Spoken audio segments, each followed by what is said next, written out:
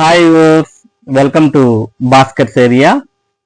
ఉద్యోగాల నియామకాలలో కీలకమైనటువంటి స్పష్టీకరణను సుప్రీంకోర్టు నిన్న తెలియజేయడం జరిగింది.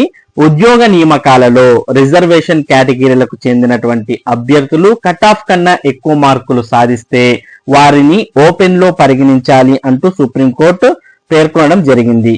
దానికి సంబంధించిన సమాచారాన్ని మనం ఇక్కడ చూస్తూ ఉన్నాం. కట్ ఆఫ్ కంటే ఎక్కువ మార్కులు సాధిస్తే ఓపెన్ కేటగిరీగా పరిగణించాలి. సుప్రీంకోర్టు స్పష్టీకరణ. రిజర్వ్డ్ కేటగిరీ అభ్యర్థులు జనరల్ కేటగిరీ కట్ ఆఫ్ కన్నా ఎక్కువ మార్కులు సాధించినప్పుడు వారిని ఓపెన్ కేటగిరీ కిందే సర్దుబాటు చేయాలని సుప్రీంకోర్టు శుక్రవారం స్పష్టం చేసింది. ఖాళీ పోస్టుల భర్తీకి సంబంధించి రిజర్వేషన్లకు అర్హమైన ఎస్సీ, ఎస్టీ, ఓబీసీ వర్గాలకు చెందిన అభ్యర్థులు జనరల్ కేటగిరీ కట్ ఆఫ్ మార్కుల కన్నా ఎక్కువ మార్కులు సాధించినప్పుడు వారిని ఓపెన్ లేదా రిజర్వేషన్ లేని కేటగిరీకి చెందిన వారిగా పరిగణించాలన్న ప్రముఖ న్యాయ సూత్రాన్ని ఈ సందర్భంగా justice MM Sundaresan, justice Satish Chandra శర్మల ధర్మాసనం ప్రస్తావించింది. జనరల్ కేటగిరీకి చెందిన వారికన్నా ఎక్కువ మార్కులు పొందిన రిజర్వ్డ్ వర్గానికి చెందిన అభ్యర్థిని కాదని ఓపెన్ కేటగిరీలో రిజర్వేషన్ లేని అభ్యర్థికి ఉద్యోగం ఇవ్వండంటూ ఎయిర్పోర్ట్ అథారిటీ ఆఫ్ ఇండియాకి 2020లో కేరళ హైకోర్టు జారీ చేసిన ఆదేశాన్ని సుప్రీంకోర్టు ధర్మాసనం తోసిపుచ్చింది.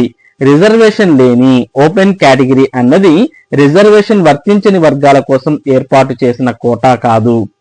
అది ప్రతిభ మాత్రమే ప్రతిపాదికగా ఉన్న అభ్యర్థుల సమూహం అని జస్టిస్ శర్మ అన్నారు.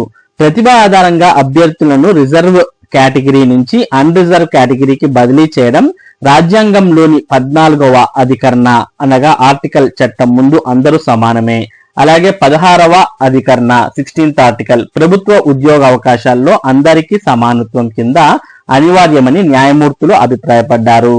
వయోపరిమితి, ఫీజు రాయితీ వంటి ఎలాంటి మినహాయింపులు పొందాల్సిన అవసరం లేకుండా రిజర్వ్ కేటగిరీ అభ్యర్థి జనరల్ కేటగిరీ అభ్యర్థుల కన్నా మెరుగైన ప్రతిభ ప్రదర్శించినప్పుడు అతన్ని ఓపెన్ కేటగిరీ అభ్యర్థిగా పరిగణించాలని స్పష్టం చేశారు.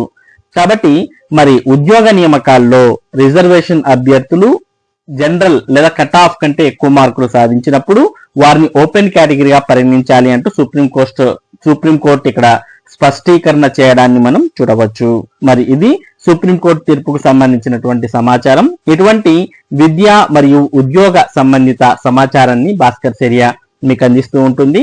మరి ఈ సమాచారం మీరు మిస్ కాకుండా పొందడానికి మన భాస్కర్స్ ఏరియా యూట్యూబ్ ఛానల్ కు సబ్స్క్రైబ్ అవ్వండి. అలాగే ఈ వీడియోని లైక్ చేసి షేర్ చేయండి. Thank you for watching this video.